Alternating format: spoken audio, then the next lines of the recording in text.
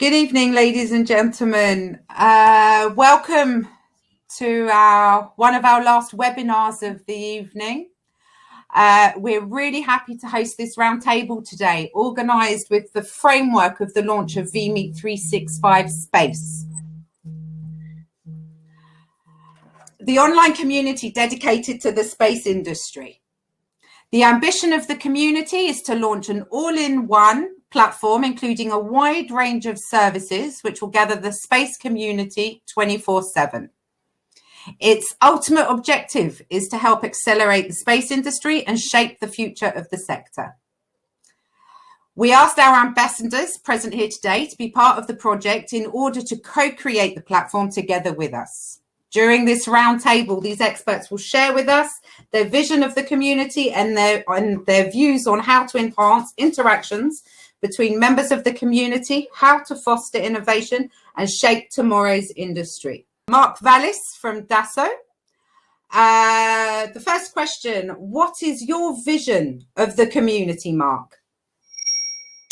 Yes, Maxine, I think that if I would like to use a few keywords, I would say that awareness, access, exchange, link, easiness, reactivity could be the key internal targets inside of the community. And the things that we should avoid is to have project, contracts, competitions, intelligence, because all those can find other means or business tools elsewhere that in the community.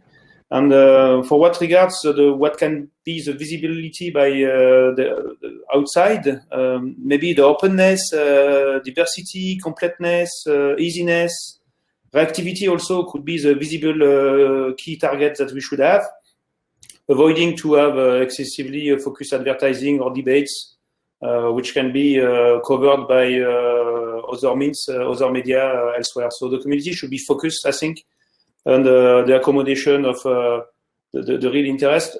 Maybe if I would like to make a comparison, I would say like maybe the community could be a kind of virtual supermarket for space application for customers. So they just can come and from outside and have a look, and from the inside, it's a kind of retailers cooperative association for which we put our skills together. We can accommodate also public entities, of course, but we should not try to copy an agency. This is my point of view, because they always exist.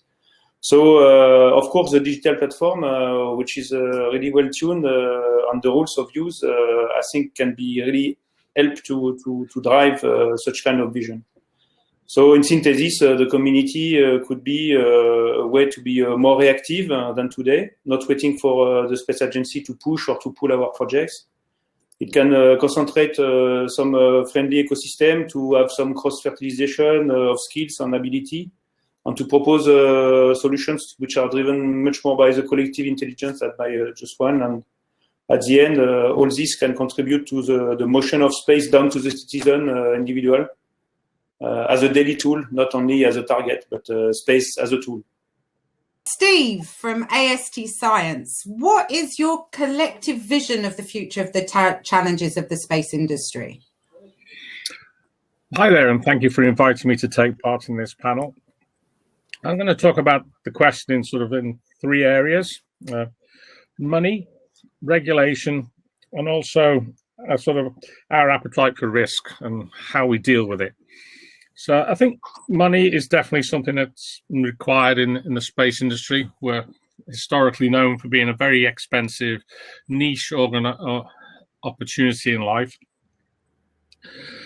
We also know that governments, which have funded a lot of space activity in Europe, are really going to have the challenge of having driven up their national debts to deal with the pandemic.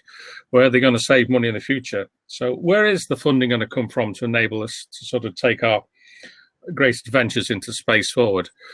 Well, I think if we look to America, we've seen the rise of the billionaires. I know that some of them are very controversial, particularly in the space community. But the growth and the bringing in of commercial funding to develop new capabilities and new projects that link things back to what people want and do on Earth, who are not necessarily interested in space, I think is key. Taking some of the burden off the taxpayer, who has an awful lot of things to pay for, but also how we drive it forward. So in my vision, I think we'll see more industrial, commercial people investing their own money in space and developing its capability. I think the next step is also about regulation. I mean, we have this huge problem in LEO with all the debris and stuff that's flying around, and people want to bring more things in, myself included, as part of that, as we provide capabilities for people on Earth that they haven't had before and solve some of our problems.